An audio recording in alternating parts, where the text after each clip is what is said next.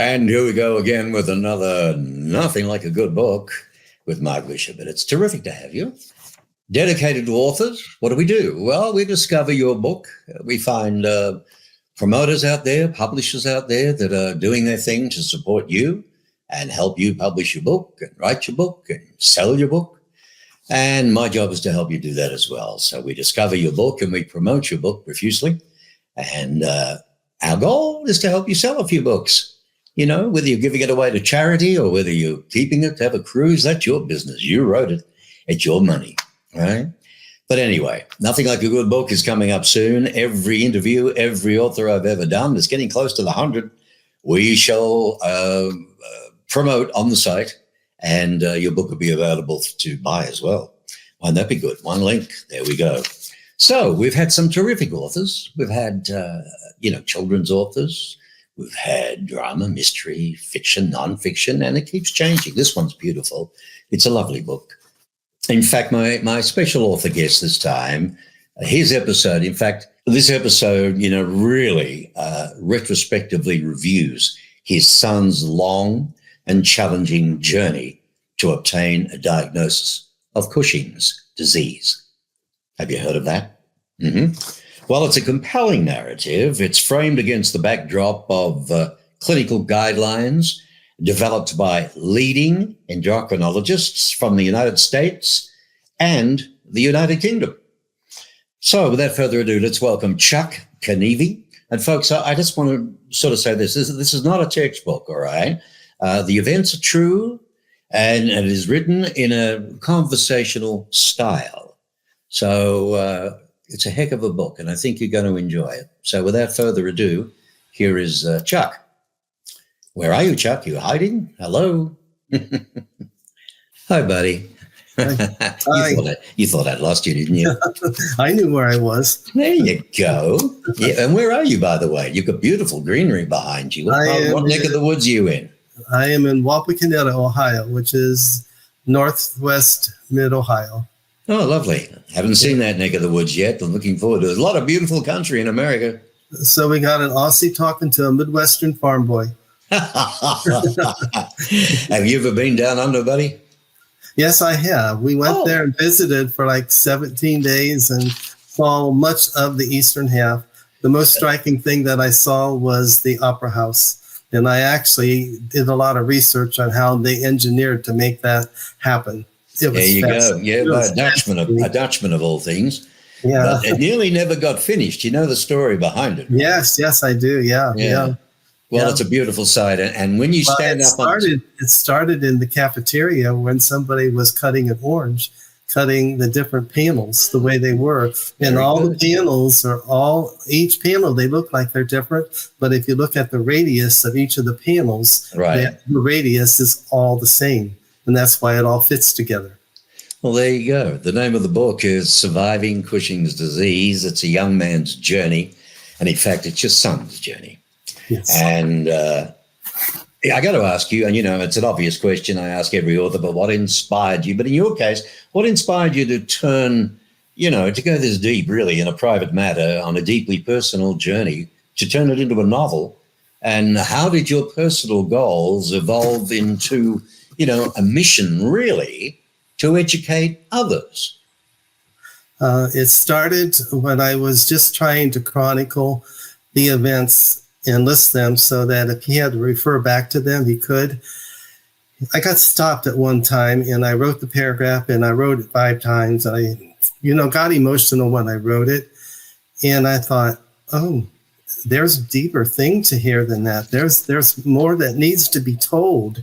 The people need to hear this. And the main goal, my son and myself, is to make sure that we can prevent any other person who would happen to have this disease get an earlier diagnosis, because the earlier diagnosis is definitely crucial to live a vibrant life afterwards. And so many people face Cushing's disease, or a lot. It's a rare disease, but a number of people face Cushing's disease. But not only Cushing's disease, any rare disease. The book written in a style that it's like a blueprint to how to manage any disease or whatever, and how to speak up and when to say something and all of those things. Wow. And I thought, So it's a real Bible. It's a guideline then, isn't it? Well, I write it so that in one place I say, this is your companion. When you get down, read the book. Someone else has been through this. Someone else has experienced this, and then read it. And then you can all of a sudden realize that it's not a companion. It's not just a book, but it's a survival guide. It's a survival guide for them to maybe one paragraph in there might be the impetus for them to be able to speak up and get themselves heard so they can get an earlier diagnosis. Chuck, why is your son's story one that you feel that needed to be told? I know you've explained that, it started off from a personal, you wanted to get it down on writing and all the research, because, from what I understand, this went on for 20 years.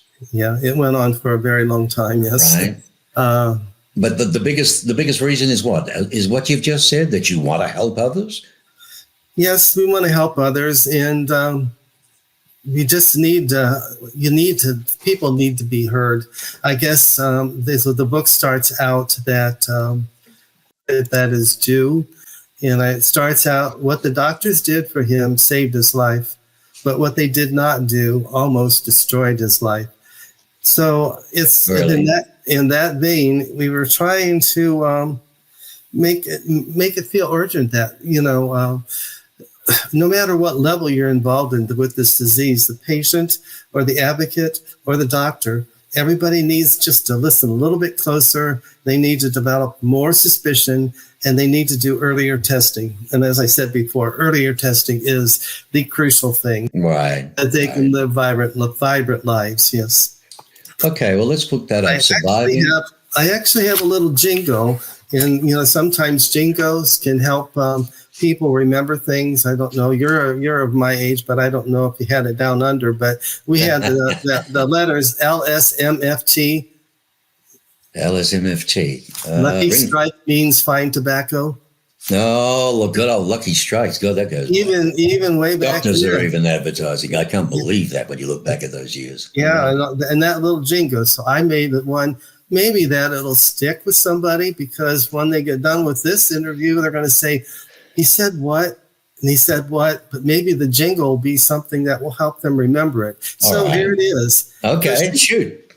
Cushing's, a belly with tracks. Cushing's, a hump on the back. Cushing's, a face like the moon. Cushing's, get checked soon. Very good. It's short and sweet, and it sounds good for an ad for me. You could make something with that. It sounds goofy, but when I studied endocrinology in my undergrad pharmacy degree, the endocrinology professor said, if you have those three things, you need to be testing. You need to suspect Cushing's disease. It was very simple, very sweet. Now the guidelines, they're described in much more detail. Sometimes I think they get lost in too much detail that the message gets garbled. Right. I understand. So anyway, so that's why I thought for the general public, I wanted to make a nice little simple jingle, and it's in the book twice. I repeat it twice so that they will. Very good. Hopefully remember it. Chuck, you chose to tell the story from the perspective really of a father who's also a doctor of pharmacy. Well, you were, and well, still are, but you've retired. I still am. I'm retired. Right. How did that dual lens shape the narrative and your understanding, really of the medical journey? Well, when I did the research of the book, I read a number of different memoirs and novels about people and diseases. What I found that most of them were from the point of view of the medical community, and very few were from the view of the patient. And if the patient did it, it was just a chronicle one. In nothing against the chronicle books, but they're very hard to keep a person turning the pages, because there's no heart, there's no feeling, there's no emotion in it. And I tried to put the emotion and all of that in the book. Right. So what I did is, because I had this degree and I had to study those same guidelines that they use, that the specialists use to diagnose it, I says, well, why don't I just lay those guidelines on top of his 20-year experience? And then as I go along and describe these set of symptoms, and I'll say, well, this is what the guidelines said that should happen. And then I said, but it didn't happen. And then so I present each new a pivotal disease or point or whatever, and then put the guidelines with it so that they're matched. And I'm thinking hopefully that would give somebody who's reading the book more power or more security and more sureness when they want to ask questions and try to get answers and try and get that early diagnosis, which is paramount for vibrant life afterwards. Explain to me, a layman and my thousands of other viewers, laymen, what is Cushing's disease? How does it come about? How do you first notice it? What does it do? Cushing's disease is an endocrine disease.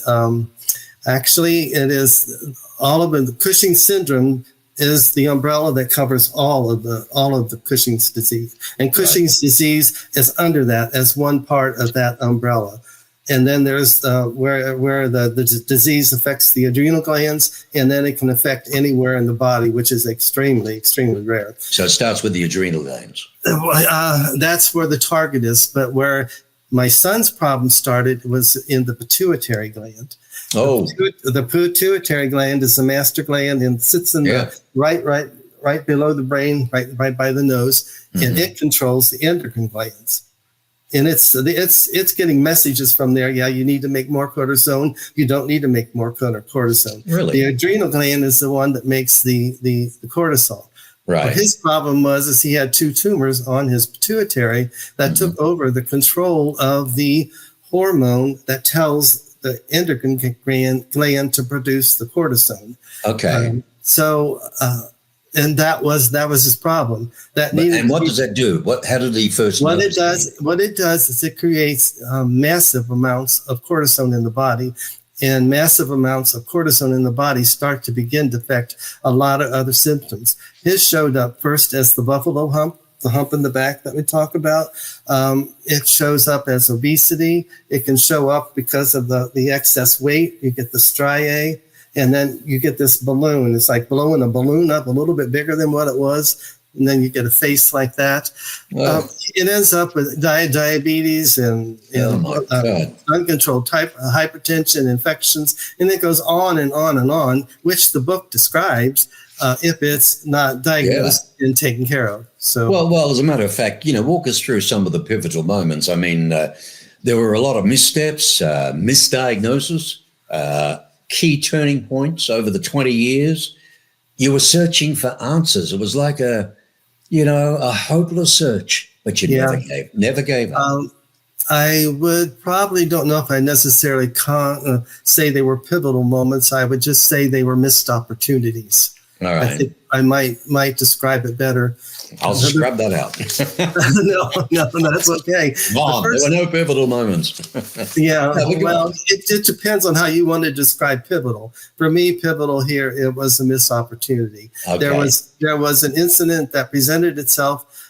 He had a diabetic emergency in 2013, which he had just become a pre-diabetic. So, and that emergency does not happen usually that soon.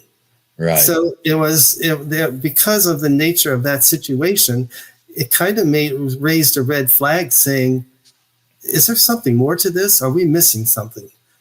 But, and it was really hard because he almost lost his life. He had a horrible night struggling to breathe for probably for 12 hours. He was just... Okay, so you and your darling, your Minister for War and Finance, Peggy, your cheese and kisses, your missus. Yes. You would have heard that in Australia, surely. Yeah. You went through all of this together. That situation there was he tried to call me on my phone. He tried to call the landline. Neither one of us were there, and I had my phone turned off because I was fishing with my son-in-law.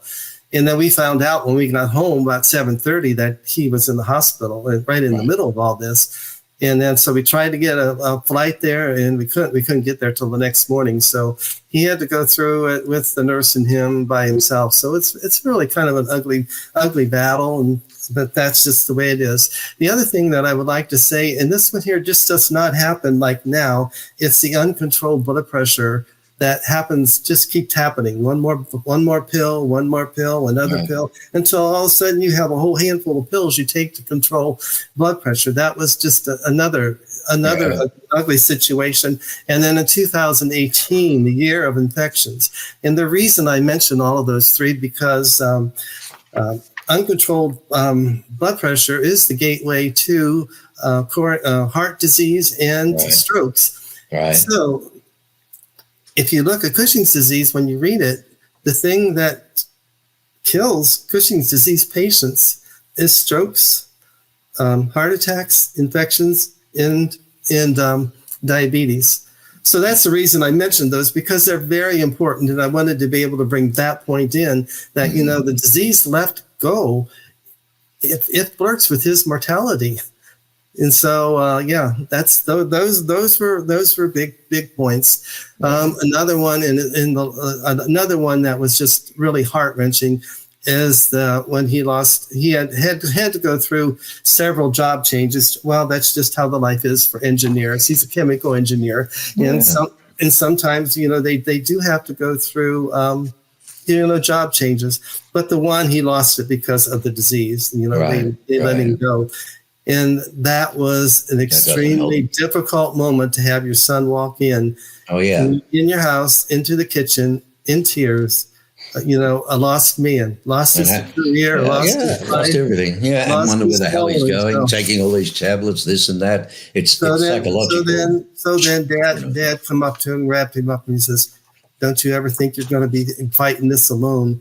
We're going to be here all the way with you." And then all of a sudden, Mom wiggles in, and we were the three. We were a cocoon, wrapping him in and said, "You're not fighting this one alone, buddy." That was right. And if you read that one's going to touch your heart. Very beautiful, absolutely beautiful. And I mean, what do you believe prevented? I mean, if I'm going to ask you this, what do you believe prevented a timely diagnosis? We've got some geniuses around the world. This is 2025, for God's sake. You're going back 20 years. What is it? 2005. Even then, we've got top, doctors in America, UK. Yeah. Why can't you pinpoint the darn thing? Well, when I went through to get my doctorate, one of the professors, we were all looking for, and it was something in endocrinology, we were all looking for the cause. And he says, "Hey folks, when you hear hoofbeats, you look for horses, not zebras." So I call it the zebra attitude. And basically what that says is that when they see signs and symptoms, they look for the common thing, and they don't suspicion the rare thing, which sometimes you need to do along one with the other. Right. To make sure that you and I think the zebra attitude, it was developed in 1960, and that attitude still persists a little bit today. Okay. Because I've been in some of my rounds in my studies with them when they were trying to develop, like, what diagnosis is this, and they'll write them all on the board, and then they'll go through them one by one, and then the ones on the bottom sometimes just kind of get forgotten. Well, that's where this Cushing's disease would sit, so it kind of gets forgotten sometimes. I see. Never gets up the ladder. The other thing is that the disease itself is a master of disguise. In everybody's defense, it's a difficult disease to diagnose. It hides behind all of the symptoms that they have are the common symptoms that are common to all of the other diseases. So naturally, the doctors are going to feel like, well, it has to be this, and in their defense, that's probably what most of us would do. Right. Trying to eliminate through process of elimination. Exactly. That's what they're doing. Exactly. That's what they're doing. So let me ask you this. What can the medical community improve upon when it comes to early detection here? Something rare like Cushing's disease. We're 2025. What can they do now? What's your recommendation? My recommendation is to raise the radar of suspicion. And that's why I think the little jingle that I mentioned, if they Right. see that, it's very simple, and it sounds corny, and it sounds like nobody with that kind of education would use Right. that. But sometimes if you keep things sweet and simple, they're more effective. So yeah, Keep, the old KISS factor, don't you? The old KISS factor. Keep it simple, stupid. Yeah, raise the radar of suspicion, especially when symptoms increase and progress and get worsened. Right. Because that delay in diagnosis leads to lifelong consequences. I understand. You got to think with more curiosity and think beyond what's obvious. Forget the damn box. I know. I just finished. Think outside the box. You got it. Okay, now listen, we don't have a lot of time left, and I've got a lot to get through with you, Jack. Okay, all right. I want to ask you this. How is Dean doing today? How's your boy doing? Today, he is working part-time. He has gone through the disability channels with the government, and that was a lot of red tape. That was not an easy process either. Right. But he has full disability, and he works part-time, and he has developed I guess I want to call it a third parent partnership with my sister and her husband, because my sister are my daughter and her husband. My daughter's a doctor, so she's away a lot. Oh. And my son-in-law, he does a lot of coaching with his kids. They have 4 boys and a girl. And so he's that third parent sometimes, and he has a nickname of Manny. So he fills his life with being involved with those kids, and he's very involved with them, and he is very attached to them. That's great. That's nice to hear that for him. And I mean, when you hear that, I mean, my question was going to be, once the correct diagnosis is found and done and the surgery is performed, how does life change after all of that? And obviously, good things come like this, progress and go forward. Obviously, right? Well, he has to reinvent himself, both physically and his career, where he wants to go with his life. And so right now that's where it's at, because he's unable to work a full week. He has tried several times, and he gets to about 30 hours, and his stamina and strength is just not there. So he does this, and he does what he can do, and he's reclaiming his life, How old is he now? 42. 42, okay. He's not married, never got married yet. No. Okay, well, it's when it's meant to be, she'll come along. Or maybe it's a nurse. Keep it in the family, why not? well, you know what? We did write it up in there, was where he was flirting with the nurse in the hospital. We'll put a little humor in there. Who doesn't, Who doesn't? Nurses do a wonderful job. They do a wonderful job. You emphasize the importance of public awareness. By the way, folks, on the bottom here, that's his direct site, https://talestobetold.com. Tales to be told. You can order this book direct off his site. Okay? What I want to ask you is this. How did writing this book help you process the experience as a father, do you think? And as a health professional that you were? Has it changed your outlook in any way on advocacy or storytelling, for that matter, Chuck? Well, I think because this book's out there, there's been incidences where I've heard doctors have checked for Cushing's disease sooner.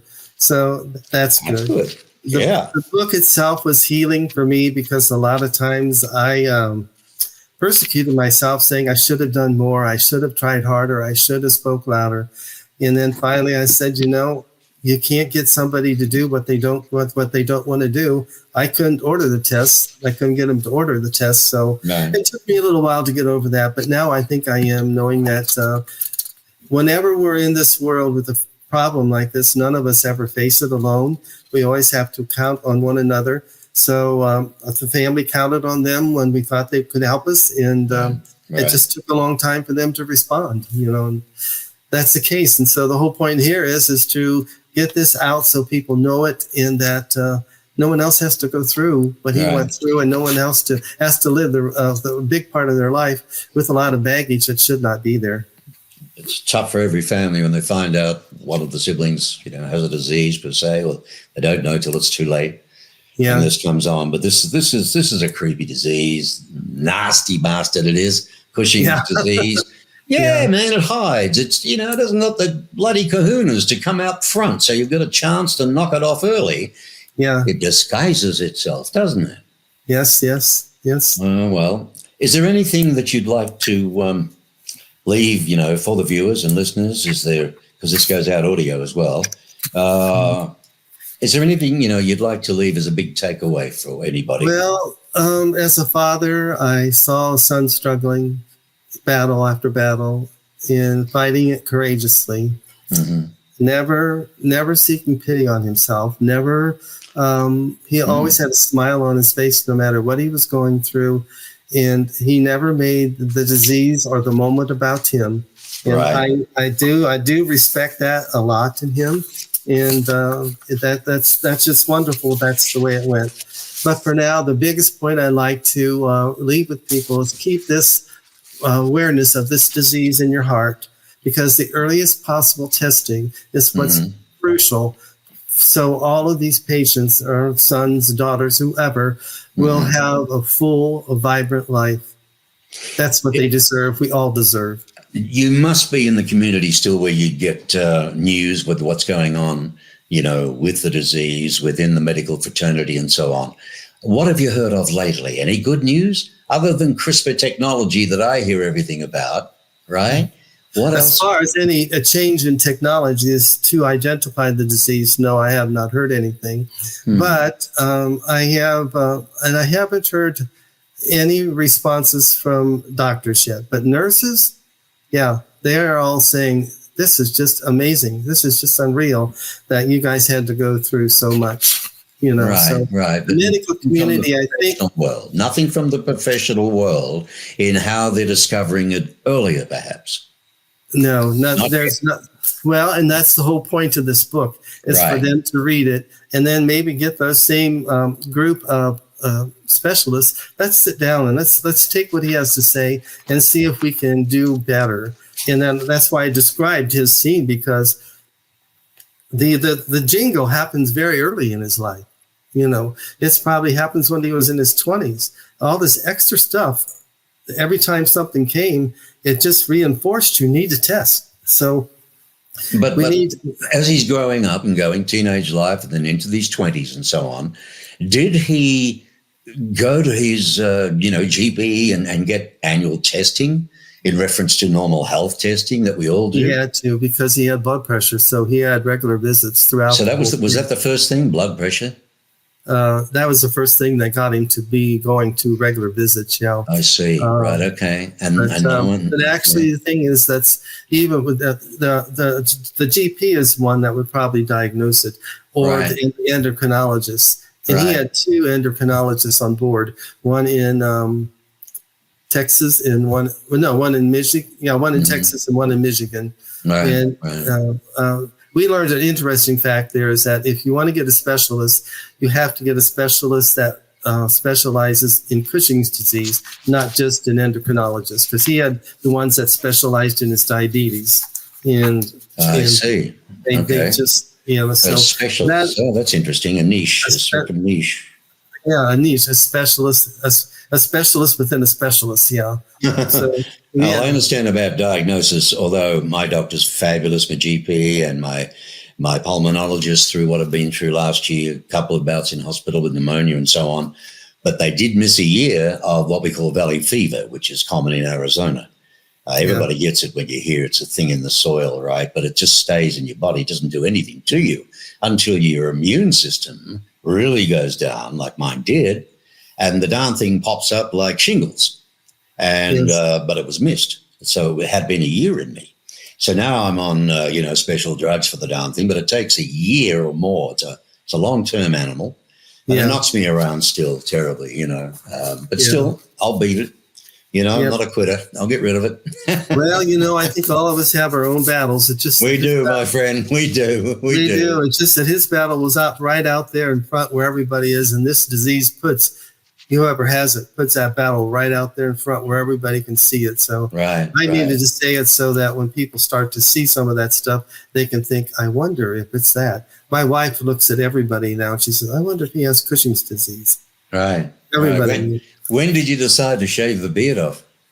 My beard? Oh, that's not me on the book. Oh, it's not you. How come? It's supposed to be because it's anonymous. That's as close to an anonymous picture that I could get to my son. Okay. That's not actually my son's picture, but Right. I just wanted to say that's the young man. Okay, I get And it. the reason that picture there is because after he had surgery, the most beautiful thing that he got back was his smile.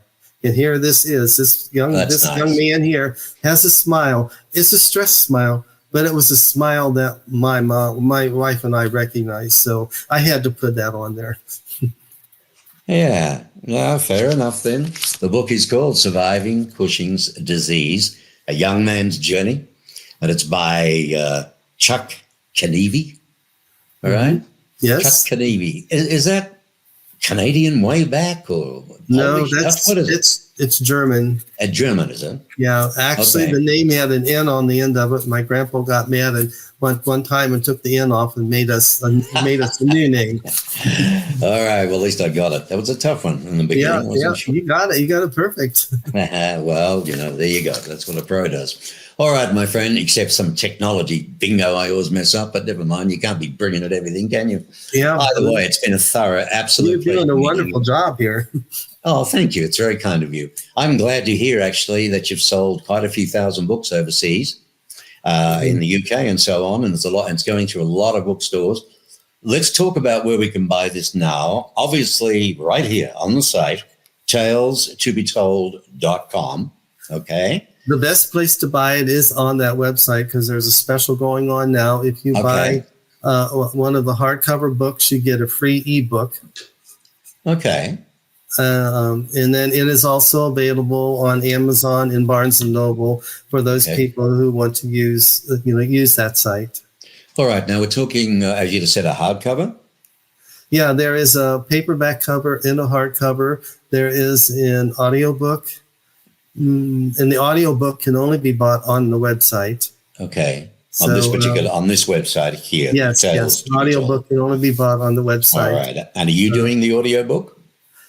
No, I had somebody else do it. Okay, right. And the website has couple videos that I've already done. It has a trailer on there. Oh, it has it is. It's interesting. It has a lot of information there. Just if you're interested to go take a peek and take a look at it, and then when you're done, and if you like it, you can go ahead and buy it right there at the website. But you can learn a lot more about it at the website, and then, like I said, buy it if you decide to buy it. Okay. But it is, I must say one more time, it is an easy read. The title might give it away that it's a difficult read. It's a very easy read. I had people who are not readers sat down and almost read it in one sitting. It just turns from one page to the other. Right. Almost by itself, because you have to just keep finding out what's happened next, and it just goes from one page to the other. So it's well, that's a good book, my friend. And it's packed full of a lot of information. When you can't put it down. So, yeah. That's good. Well, good on you. And congratulations. At this stage of your life, it must be a big thrill to be able to accumulate all that you've been through, put it together, get this out there into the world, global, and add to that, look at the work you're doing to help others. That was our main goal, is to not have anybody else go through this. We can't change what happened to us, but we can change what happens to others, and that's what it's all about. We're not in this alone to fight this battle. We got to help one another. Good on you, Chuck. Appreciate it very, very much. Thank you. By the way, did you enjoy your time down in Australia? I did. We really did. We really had But I noticed you said 17 days. You see, I talk to a lot of Americans who say, look, it's on my bucket list. It's number one. Why don't you go? Oh, I only get a week's holiday, No, you do need longer. Save up and go for at least 2 weeks, right? Yeah. The landmass alone is bigger than America. And everybody flies into Sydney and maybe walks the Sydney Harbour Bridge goes to the Opera House or Botany Bay, whatever the whole deal is. But then everybody goes up to Cairns and, does the Barrier Reef and a bit of snorkeling. We did.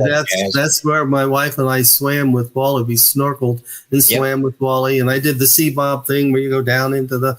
Very nice. All that jazz. Well, you know what? Kangaroos. That's like 5% of Australia. What I'm getting at is there's so much more country to see. Yeah. And the list is beautiful. And in the middle, and Alice in the heart of Australia, you're going to find. Oh, look, I liked Alice Springs. I liked Alice Springs. There's a lot of neat. Alice, at least, all right. It sounds There's like a lot of neat things that happen there. They have the doctors who fly. I think. Oh yes, that's the Flying Doctor Service. Yeah, the Flying Doctors, and then I was fascinated with how they educate their kids because they're so spread out. Oh yeah, and that was kind of a little bit taken off of how they educate them from the Flying Doctors. Yeah, that's pretty amazing. It's like ham radio plus today. Yeah. But not only that, you go to Alice and you're going to see the only boat race in the world in a sandy river. Yeah. Well, that river, I think, was dry when we were there, but it's always dry, my friend, and it's a joke because everybody runs with the boats. It's quite amazing. It's a but they did say that I thought they said that there is an actual river flowing underneath it. Yeah, there is, way under. There's tons of water, lots of water, riparian water in Australia, and so on, because we get so much in the monsoon season in the outback, the real outback, right? Yeah.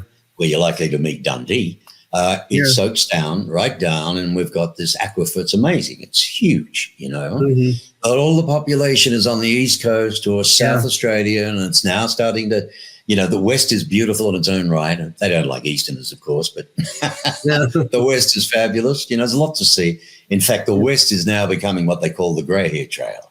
That's a lot of people have retired and they got their caravans or they got their RVs. Not like your RVs here. I mean, unbelievable. You guys got houses. I'd love one of those to see America, I tell you. Anyway, Chuck, we've got to go. Listen, it's been an absolute pleasure, my friend. Good luck with the book. I'll send you all the links and everything else for you to play with.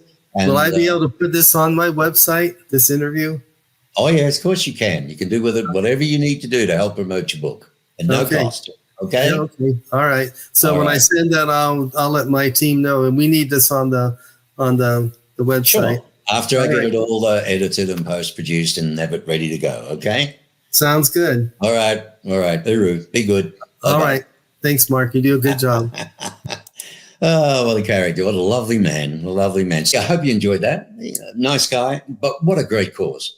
What a fantastic cause. I mean, you know, we've all got our problems and, you know, we thank God for least diseases, but some devils get it all. And that's a nasty one. And let's hope this book will get out there and do some good. And it will. And of course, you know, like I said, if you wanted to buy it, let's go one more time. There it is there, talestobetold.com. All right.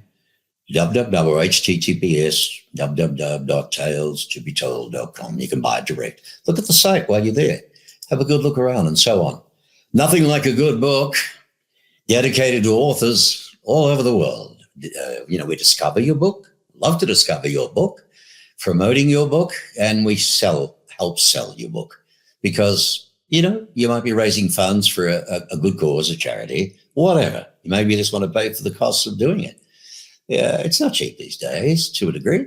So, okay. And when the site comes up, all books will be up there. You can look at them, read them, go through them all and so on. And everything will be there. Okay. So thank you for being with us again. Please subscribe or tell others.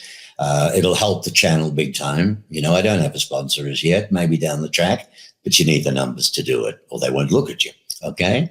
So I'd appreciate you subscribing, ring the bell, ding dong, whatever you got to do, you know, and I hope to see you soon. Okay.